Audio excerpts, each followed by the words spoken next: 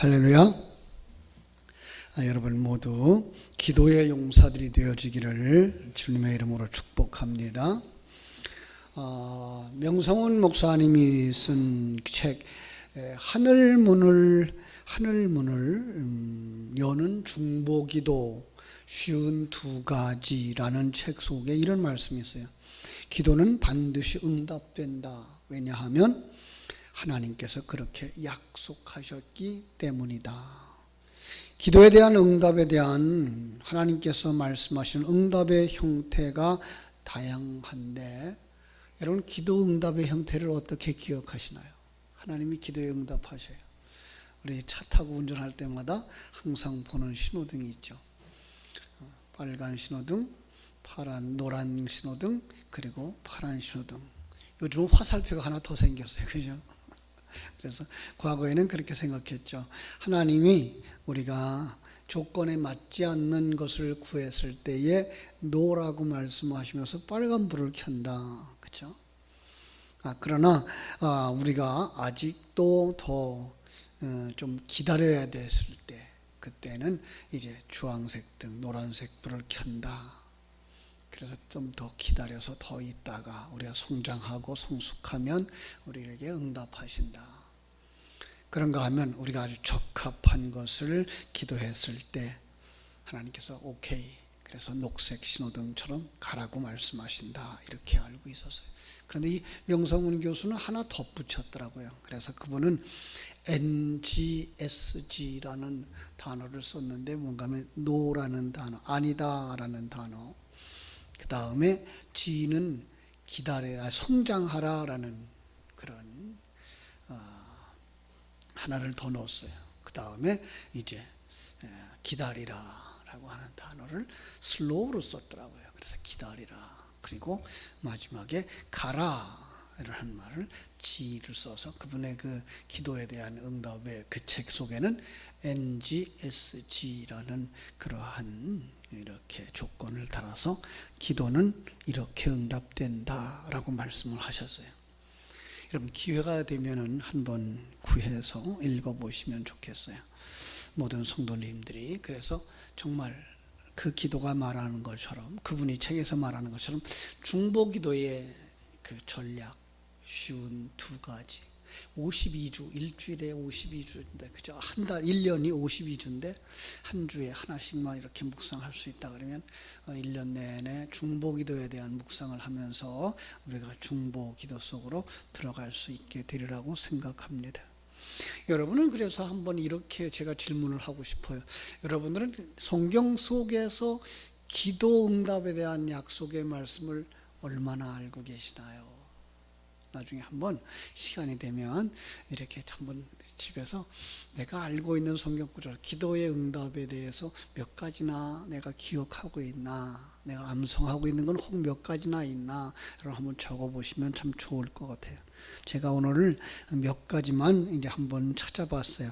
마가복음 11장 24절에서 이렇게 말씀하셨어요. 그러므로 내가 너희에게 말하노니 무엇이든지 기도하고 구하는 것은 받은 줄로 믿으라. 그리하면 너희에게 그대로 되리라. 마가복음 11장 24절이에요. 요한일서에서도 하나 가져왔어요. 요한일서 5장 14절 15절. 그를 향하여 우리의 가진 바 담대한 것은 이것이니 그의 뜻대로 무엇을 구하면 들으심이라. 우리가 무엇이든지 구하는 바를 들으시는 줄을 안즉 우리가 그에게 구한 그것을 얻을 줄 또한 아느니라. 요한복음 15장 7절도 있죠. 잘하는 말씀이죠. 포도나무 비유 속에서 너희가 내 안에 거하고 내 말이 너희 안에 거하면 무엇인지 원하는 대로 구하라. 그리하면 이루리라 라고 하는 말씀. 그죠? 그런가 하면 우리 마태복음 7장 7절 8절 잘 아시죠? 우리 한번 암송해 볼까요? 구하라 그리하면 너희에게 주실 것이요, 찾으라 그리하면 찾아낼 것이요, 문을 두드리라 그리하면 너희에게 열릴 것이니 구하는 이마다 받을 것이요 찾는 이는 찾아낼 것이요 두드리는 이에게 열릴 것이니라. 그 외에도 여러 구절을 이렇게 찾아볼 수가 있습니다만은 정말 기도는 하나님께서 확실하게 약속해 주었어요. 그죠? 그런데 과연 우리는 그 기도의 약속을 믿고 기도의 현장으로 들어가고 있는가, 우리 자신들을 한번 살펴봤으면 좋겠어요. 그리고 정말 내가 가지고 있는 기도가 응답되어지기를 간절히 소원해서 끊임없이 끈질기게 기도해 본 적은 있는가? 어떤 기도의 제목이었을까? 신앙생활 초창기에는 어떤 기도의 제목이었으며 지금 우리는 어떤 기도의 제목을 가지고 그것이 성취되어지기를 간절히 기도하고 있을까? 뭐 완전히 달라졌겠죠, 그죠? 초창기에는 그냥 종교적인 색채와 기복주의적인 그 생각을 가지고 와서 세상 것들 주시면 좋겠다고 생각해서 기도했고, 자기에게 있는 문제가 해결되어졌으면 좋겠다고 생각해서 기도했고, 그것들을 구하면 주신다는 생각만 했으니까 그냥 과거 우리 할머니가 장독대에서 가족들을 위해서 기도했던 그 내용들 그대로 가져온 것들도 많았겠죠. 그러나 우리가 예수 안에서 우리의 생명이 거듭나지고 눈이 열려지고 하나님이 왜 기도를 허락해 주셨는가를 알고 나서 지금 우리가 정말 이것은 하나님 응답해 주셔야 됩니다 라고 붙잡고 기도하는 것 달라졌겠죠. 그죠? 여러분, 그런데 그러면서도 우리는 때로 뭐예요? 기도가 얼른 응답되지 않는 것 때문에 실망한 적은 없나요? 정말 기도가 무엇이기에 하나님께서 이렇게 약속을 분명하게 해놓고 우리의 삶 속에서는 기도가 얼른 응답되지 않는 것 같아서 하나님의 약속이 그게 맞는 건가? 여러분, 하나님은 거짓말하지 않으시는 분이죠. 예, 하나님은 분명히 약속하셨어요. 거짓말하지 않는다. 신실하신 하나님이다.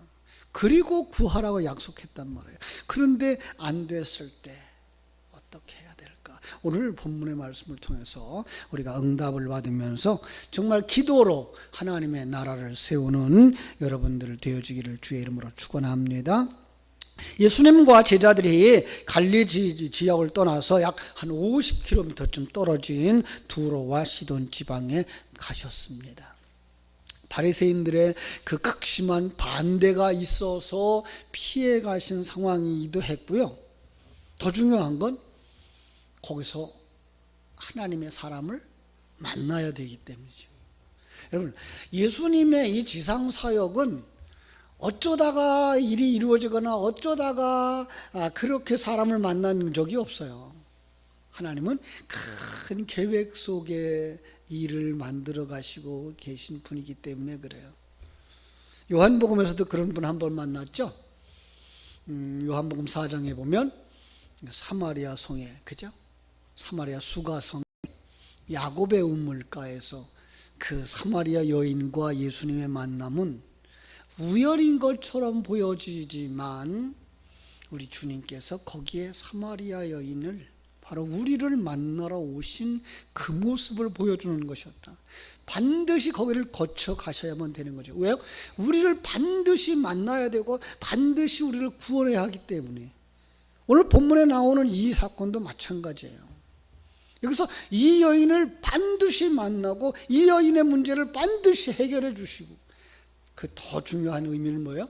여인의 문제 해결의 목적이 있는 게 아니라 그걸 통해서 우리에게 구원의 문제를, 그리고 우리에게 기도 응답의 문제를 계시해 주시려고 하는 큰 계획을 거기에 담고 있기 때문에 반드시 거기를 만나야 되는 거예요. 가야 되는 거죠. 그렇죠? 근데 그 두로와 시돈 지방이 어떤 지방인지 역사적으로 이렇게 그려보면요, 항구 도시예요. 여러분, 바닷가에 살아보신 분들은 아시겠지만 항구 도시, 그것도 옛날 항구 도시, 그 배 타는 사람들, 무역하는 사람들, 바다에 배를 띄울 때, 그들이 먼 길을 걸어갈 때 그들의 생명을 누구한테다가 빌었겠어요, 그죠? 거기서 우상 숭배가 있죠. 굿하는 사람들 많고요, 그죠? 그래서 이렇게 포구마다 가면, 그죠? 그 이렇게 항구마다 가면 거기에 그 선앙당도 있고, 그죠? 굿집도 있고 그런 것들을 볼 수 있는데 바로 여기도 그러하지 않았겠나.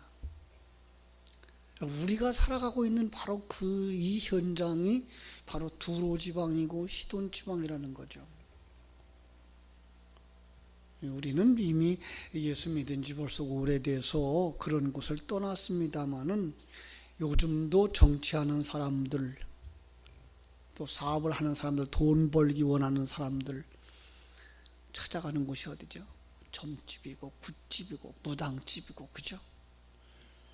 거기서 한 여인이 예수님을 만나는 거예요. 자, 마태나 마가가 이 여자의 이름을 소개하지 않습니다. 마태는 단지 가나안의 여자라고 소개를 했고요, 마가는 헬라인이요 수로보니게 족속이라고 소개를 합니다. 여러분, 가나안은 어떤 곳입니까? 구약시대 이스라엘 백성들을 대적하던 이방민족, 그렇죠? 이 이방민족 가나안 여자가 예수님 앞에 온 거예요. 그런데 예수님을 부르는 소리가 정말 달라요. 뭐라고 불렀죠? 다윗의 자손 예수여. 여러분, 다윗의 자손을 알아요. 성경 속에 다윗의 자손이라고 하는 의미는요, 메시아의 칭호거든요. 그리고 메시아가 뭘 하시는 분인지 그 성경은 이야기하고 있는 거예요. 그런데 이 여자가 어떻게 이 구약에 나오는 이 메시아의 칭호를 알았을까? 그리고 이 메시아라는 칭호 속에 담겨진 의미를 알았을까? 믿음은 어디서 나죠? 들음에서 나요. 그렇죠? 근데 그 들음이 정말 그 말씀이 생명으로 다가오는 들음들이 있는 거예요. 누가복음 4장 25절로 26절에 보면요, 나중에 한번 보세요. 내가 참으로 너에게 이르노니 엘리야 시대에 하늘이 3년 6개월간 닫히고 온 땅에 큰 흉년이 들었을 때에 이스라엘에 많은 과부가 있었으되 엘리야가 그중 한 사람에게도 보내심을 받지 않고 오직 시돈 땅에 있는 사렙다의 한 과부에게 뿐이었으며, 또 27절 선지자 엘리사 때에 이스라엘에 많은 나병 환자가 있었을 때 그 중에 한 사람도 깨끗함을 얻지 못하고 오직 수리아 사람 나만 뿐이었느니라. 여러분, 지금 뭘 얘기하고 계신 거죠? 어떻게 그들이 믿음 안에 들어왔을까요? 그죠? 그들이 여기서 보면은 이 과부가 참 거기서 아들을 낳고 그 아들이 죽었다 살아나는 기적을 체험하는 그런 속에 뭐가 들어있다고요? 복음이. 나만 장군이 그 병에서 낫는, 문둥병에서 낫는 그 장면을 통해서 거기서 뭐가 들어가 있어요? 복음이. 어떻게 그들이 복음을 알았을까? 우리는 한 사람 나만 장군의 이야기를 통해서 알 수 있죠. 거기에 누가 와요? 포로를 잡아온 여자아이가 주모를 돕는, 그죠? 그 여자아이가 우리 주인님이 사마리아에 있는 선지자에게 갔으면 좋겠다. 그 소식이, 그게 복음이에요. 그리고 그가 움직이잖아요. 그죠? 그 약속의 말씀을 붙잡고 움직여가는 거기. 그래서 우리는 이렇게 말할 수 있어요. 그들은 하나님을 알았고, 그죠? 하나님은 다양한 방법으로 복음을 계시하고 계셨다는 거죠. 로마서는 그래서 누구도 복음을 듣지 못했다고 핑계하지 못한다라고 말씀하는 거예요. 교회 안에 있다고요? 지금 여기 유대인들의 모습이 우리의 교회에 나와 있는 그 교인들의 모습과 대조할 수 있어요. 나는 교회 안에 들어왔으니까 나는 하나님을 알아. 하나님을 믿고 있어. 난 천국 갈 거야. 다 그랬으면 좋겠어요. 그런데 그러지 못한 상황을 볼 수 있어요. 유대인들이 그랬다니까요.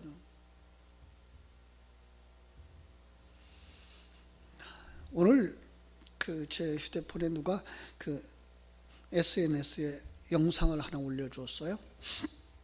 중국 우한에서 코로나19로 말미암아서 빚어진 결과에 대한 이야기예요.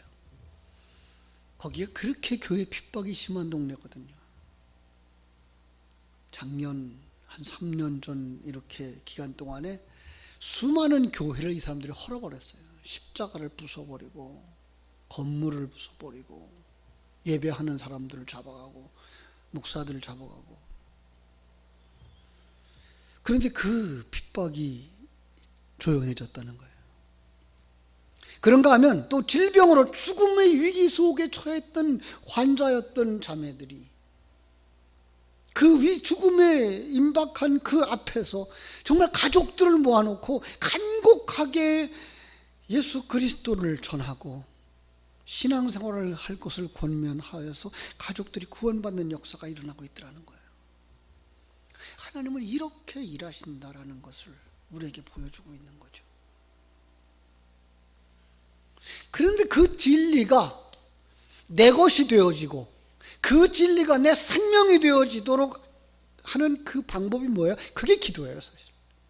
하나님은 우리가 가지고 있는, 우리 그 불신자들이 가지고 있는 그 기도라고 하는 그 그릇에다가 그들이 계속 구하는 그 내용 속에다가 진리를 담아줌으로 말미암아 그것을 반복하게 함으로써 그 진리가 우리 속에서 생명이 되어지고 우리 속에서 능력이 되어지도록 하시는 하나의 도구로 주셨다는 거예요.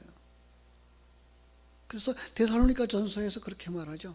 항상 기뻐하라, 범사에 감사하라, 그리고 뭐라 그래요?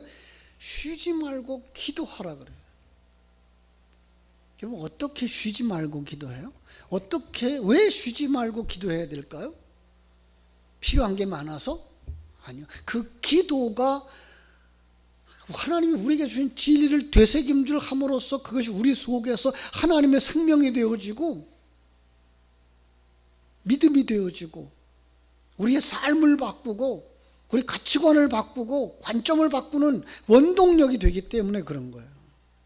그러니까 기도하라 그러면 응답하시겠다는 여기는 여기에 들어가 있는 거예요. 진리를 되새김질하면 되새김질할수록 우리 속에 분명하게 생명이 살아나고 하나님의 관점이 주어지고 하나님이 주어진 가치관이 주어지고 하나님이 뜻하시는 그 목적이 보여지는 거죠. 그게 뭐예요? 응답인 거죠. 이 가나안 여인이 그래서 예수님 앞에 나온 거죠. 얼마나 어렵겠어요, 사실. 여자가, 그죠? 남자와 그 당시에 여자가 남자를 만나는 것도 쉽지 않은 일이었는데 이방인 여자가 그것도 유대인 남자를 만나는 것은 더군다나 더 어려웠을 것이고요. 우리 생각으로 죄인 된 그가 하나님이신 예수 그리스도를 만난다는 건 생각할 수도 없는 일. 그런데 어렵사리 그 상황에 도달한 거예요. 근데 예수님의 반응은요, 어쩌면 그럴 수가 있을까 할 정도의, 그죠? 이 불쌍한 이 가련한 여인을 외면하는 것처럼 보이는 거죠. 아니, 외면당하고 거절당하는 거예요. 그런데 이 여자는 계속해서 소리치죠. 아주 절박한 여인이 되어져서, 아니, 일생에 단 한 번뿐인 기회를 놓칠 수 없다고 하는 그 믿음으로 여기에 우리의 기도가 있어요. 그런데 예수님은 한마디도 대답이 없어요. 오히려 더 냉담하고 싸늘하죠. 그 여자를 비켜가시죠. 평상시 예수님의 모습과 전혀 달라. 세상에도 그랬으면 아마 손가락질 당할 만큼이나 충격적이었을 거예요. 반면에 가나안 여자는 예수님의 이 냉담한 반응에도 불구하고 계속해서 소리치면서 부르짖는 거예요.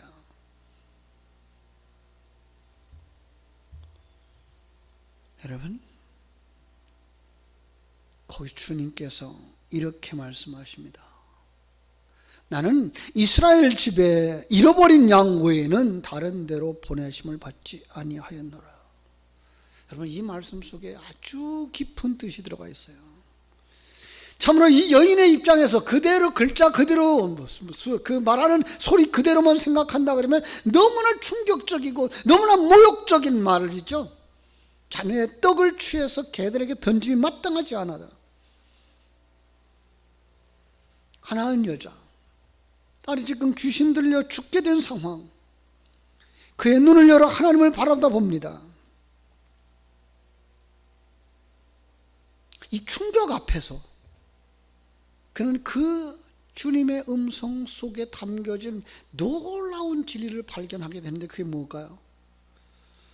자녀의 떡을 취하여 개에게 던짐이 마땅하지 아니하다 라고 말씀하시는, 그러면서 이스라엘의 잃어버린 양 외에는 내 떡을 얻을 수가 없다라는 거죠. 여자는 알았습니다. 하나님의 생명이 없는 자들은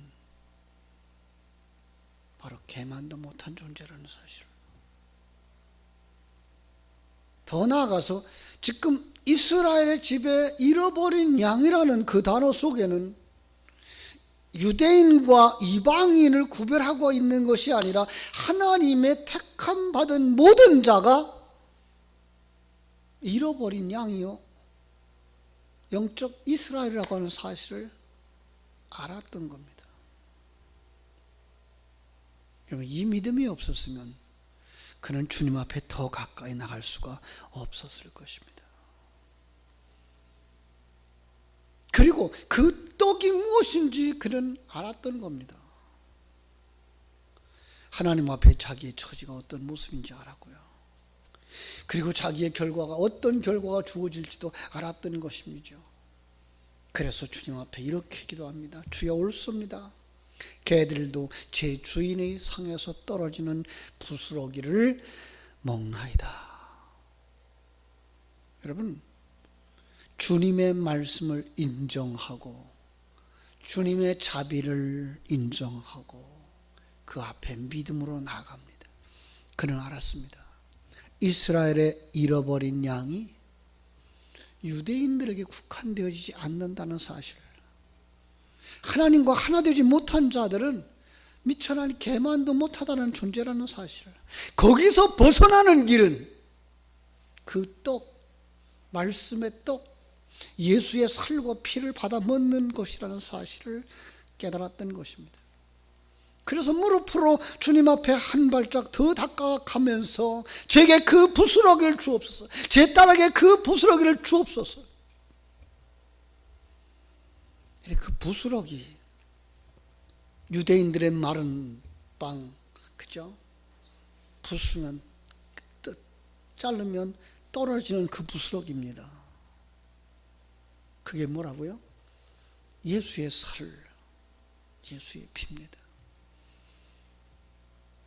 너무 비약적이지 않냐고요? 여러분, 누가복음 16장에 가면은요, 부자와 나사로의 이야기가 나오죠. 부자는 날마다 화로의 잔치를 하는 사람이었어요. 잘 먹었어요. 사람들에게 잘 대해 주었어요.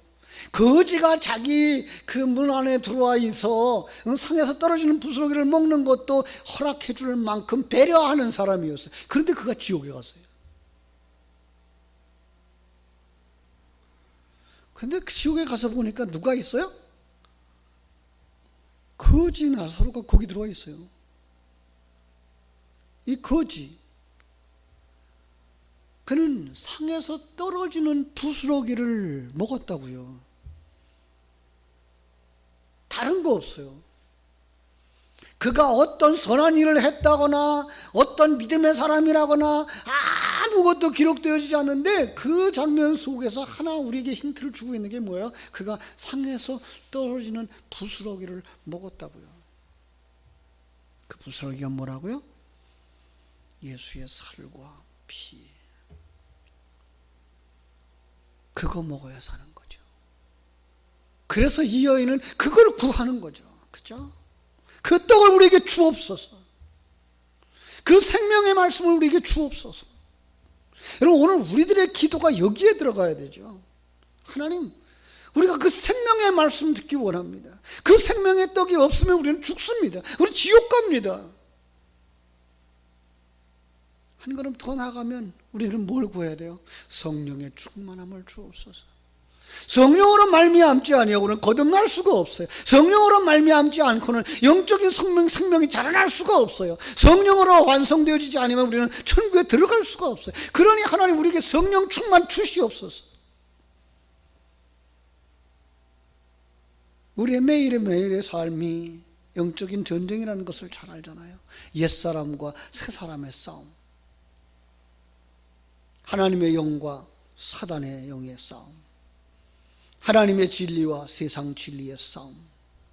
하나님, 정말로 하나님의 전신갑주를 입혀주셔서 이 영적 싸움에 패하지 말게 해주세요. 영적 싸움에 승리하게 해주세요. 이 여인은 이걸 알았던 것이죠. 그 고백 앞에 주님께서 놀라운 반전의 모습을 보여주십니다. 그렇죠? 뭐라 그러죠? 여자여, 내 믿음이 크도다. 내 소원대로 되리라. 여러분, 이 소원이라는 단어조차도 그 사람의 영적 수준에 따라서 해석이 다 다를 수가 있어요. 그동안 우리는 8월달이면 노래를 불렀죠. 우리의 소원은 통일. 남북이 통일되어지는 거, 그렇죠? 배고픈 사람들의 우리의 소원은 뭐예요? 배불리 먹는 거. 노예로 평생을 살아온 사람, 우리의 소원은 해방되어지는 거. 질병으로 고통당한 사람, 장애를 가지고 한평생을 산 사람, 그들은 거기에서 회복되어지고 건강한 것, 그것이 진정한 소원일까요? 성경이 말하고 있는 우리의 소원, 그것은 천성에 올라가는 거예요. 잃어버린 천국을 회복하는 거예요. 아버지 집으로 돌아가야 되는 탕자와 같이 그 집에 돌아가기를 원하고, 잃어버린 신랑을 찾기 위하여서 신랑 곁으로 돌아가는 신부처럼 하나님이 주신 성전을 우상의 신전으로 만들어버린 우리의 인생 속에서 우리의 몸을 성전으로, 하나님 이거 허락해 주옵소서. 이 저녁에 우리가 그 기도 제목을 가지고 나와서 간절히 기도했으면 좋겠습니다. 하나님, 생명의 말씀, 진리의 말씀을 내 심령 속에 채워 주옵소서. 그 떡이 아니면, 그 부스러기가 아니면 우리는 하늘 생명을 가지고 살아갈 수가 없습니다. 성령으로 충만케 하시옵소서. 거듭나게 하시옵소서. 하나님의 관점을, 하나님의 가치관을, 그리고 하나님이 우리와 함께하고 있어서 우리를 손잡고 인도하고 계신 이 현장을 보면서 기뻐하고 감사하고 주님과 함께 발맞춰 갈 수 있게 하여 주옵소서. 내가 그리스도에 발맞춰가는 신부로 완전하게 성장하고 성숙하고 완성되어지기 원합니다.